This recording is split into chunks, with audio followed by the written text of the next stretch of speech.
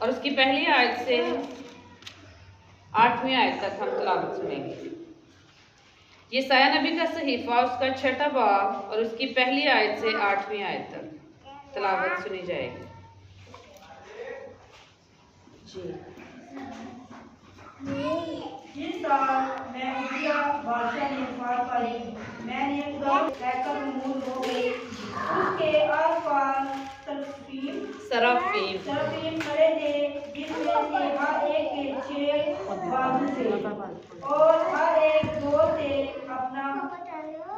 दांत से अपना मुंह दामने था और 2 से पाँव और 2 से उठता था और एक ने दूसरे को पुकारा और कहा, कदूस कदूस कदूस रब्बुल फाज है। साइफिल के जलाल से भरी है और पुकारने वाले की आवाज के जोर से आस्ताना की बुनियादें हिल गई और मकान धुएं से भर गया। तब मुझ पर अफसोस, मैं तो बर्बाद हूँ, क्योंकि मेरे होंठ नापाक हैं और नजिस लोगों में बसता हूँ, क्योंकि मेरी आंखों ने बादशाह रब्बुल फाज को देखा है।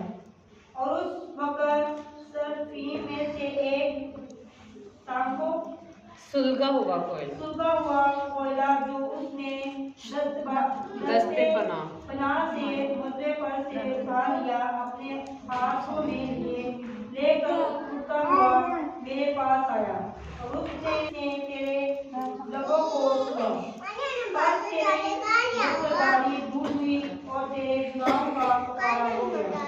उस वक्त मैंने खुदावंद की बात सुनी, जिसने फरमाया, मैं किसको भेजूं और हमारी तरफ से कौन जाएगा? तब मैंने अर्ज की, मैं हाजिर हूँ, मुझे भेज। जी, शुक्रिया। कलाम खुदा का पढ़ा और सुना जाना हम सब के लिए बाइस से बरकत। पेश करने से क्या मुराद है?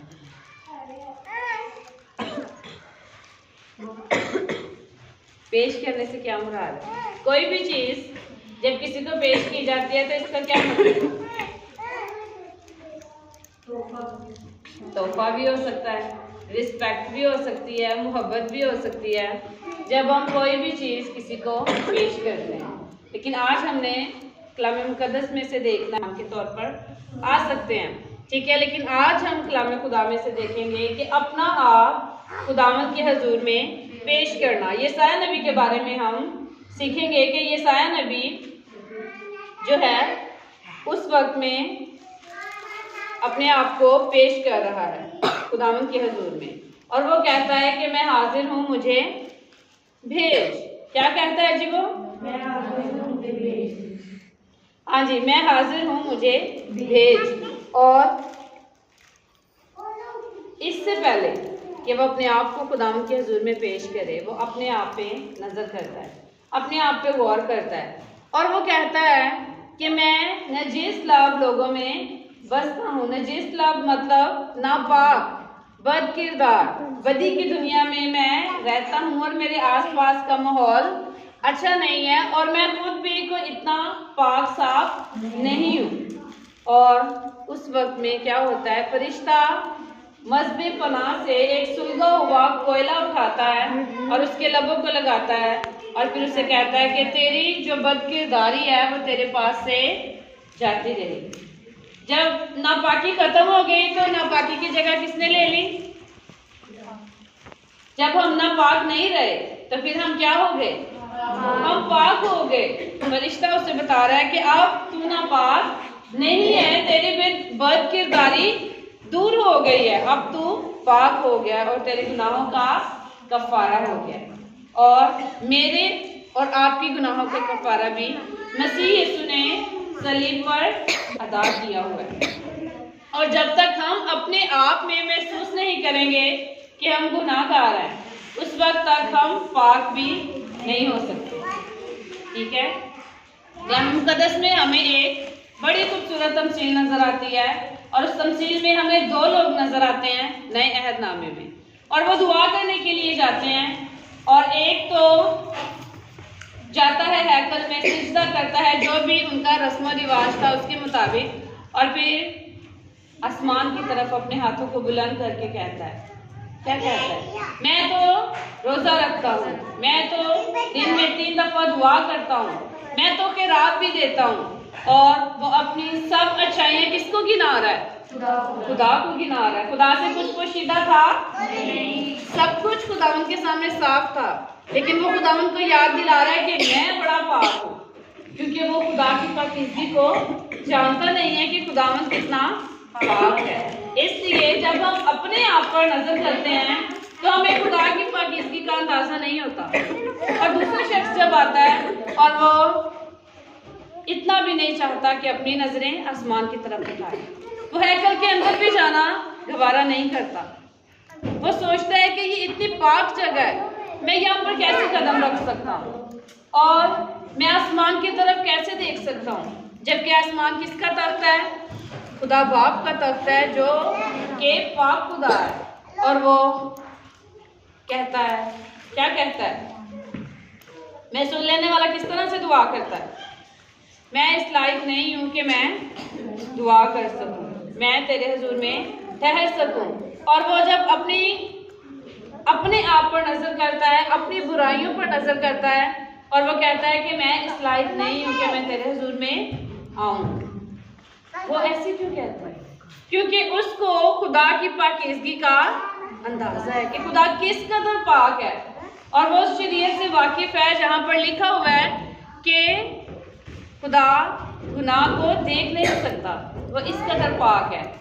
ठीक है, गुनाह को अपने आसपास महसूस करना दूर की बात है, खुदा गुनाह को देख भी नहीं सकता। जब हैकल में काहिन खिदमत करने के लिए जाता था तो उसके कमर पर एक बड़ा मजबूत रस्सा बांध दिया जाता था, खुदा की पाकीज़गी को मद्देनजर रखते हुए और इंसान की नापाकी को मद्देनजर रखते हुए, क्योंकि खुदा इतना पाक है कि अगर गुनाहगारी की हालत में कोई खुदा के हुजूर में चला जाता था, काहिन अगर जाता था और वो उस मजबूत रस्से की वजह से उसको बाहर खींच लेते थे, और काहिन जब खिदमत करता था तो उसके जो लिबास के साथ घंटियां बांधी होती थी, जैसे जैसे काहिन चलता था बाहर बैठती सारी जमायत को घंटियों की आवाज आती थी, और उनके दिल में इत्मीनान रहता था कि काहिन अभी तक ये कफारा दे रहा है, काहिन हमारे लिए खुदा के हुजूर में खिदमत कर रहा है। और जैसे ही घंटियों की आवाज़ बंद हो जाती थी और लोगों के दिल एक मुट्ठी में आ जाते थे कि पता नहीं अंदर क्या हो रहा है, पता नहीं काहिन कहीं मर तो नहीं गया, काहिन ने कहीं गुनाह तो नहीं किया।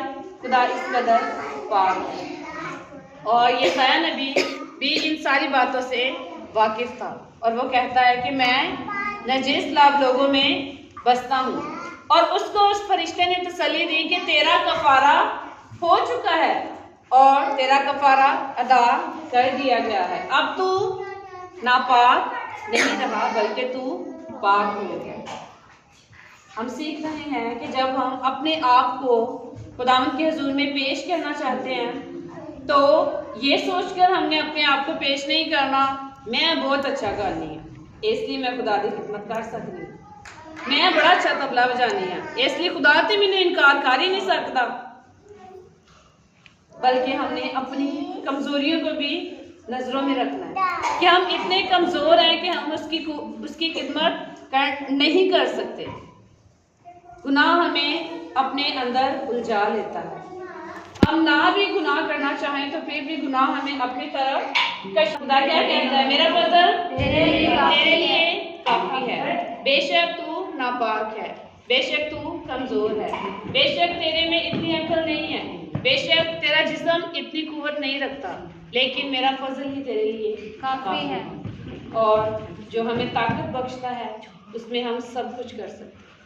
अगर खुदा की खिदमत हमारे सुपुर्द है और हम उसे अच्छी तरह नहीं कर पा रहे तो भी खुदावंद कहता है कि मेरा फजल तेरे लिए काफी है, मैं तुझे बहाल करने की कुदरत रखता हूँ, मैं तुझे जोर देने की कुदरत रखता हूँ। किसने कहा कि मैं तेरी खिदमत नहीं कर सकता? मूसा को जब खुदा बाप ने अपनी खिदमत के लिए बुलाया उसने बड़े बहाने बनाए, बिल्कुल मेरी तरह, बिल्कुल आपकी तरह। मेरा आज गला खराब है, मैनू आज बुखार है, मेरी आज लत्तां बहुत दर्द हो रही हैं। मूसा ने क्या बहाना बनाया? मूसा ने कहा मैं अच्छी तरह बोल नहीं सकता, मैं तेरी खिदमत करने की लायक नहीं हूँ। और ये बात बिल्कुल सही थी कि वो सही तरह से बोल नहीं सकता था, वो हक लाता था, साफ साफ नहीं बोलता था। और खुदावन ने कहा कि फिर भी क्योंकि तू कमजोर है इसलिए मैं तुझे अपने लिए इस्तेमाल करूंगा, ठीक है? क्योंकि तू कमजोर है इसलिए मैं तुझे लूंगा और तेरे अंदर अपना जोर और अपनी कुव्वत तुझे दूंगा और फिर तुझे अपने लिए इस्तेमाल करूंगा, ताकि तू ये ना कह सके मैं सबसे जबरदस्त था इसलिए खुदा ने मुझे चुना, मैं बड़ा अक्लमंद था इसलिए खुदा ने मुझे चुन लिया, मैं बड़ी खूबसूरत थी इसलिए खुदा ने मुझे चुन लिया। नहीं, बल्कि खुदावन कलाम मुकद्दस हमें बताता है कि खुदा ने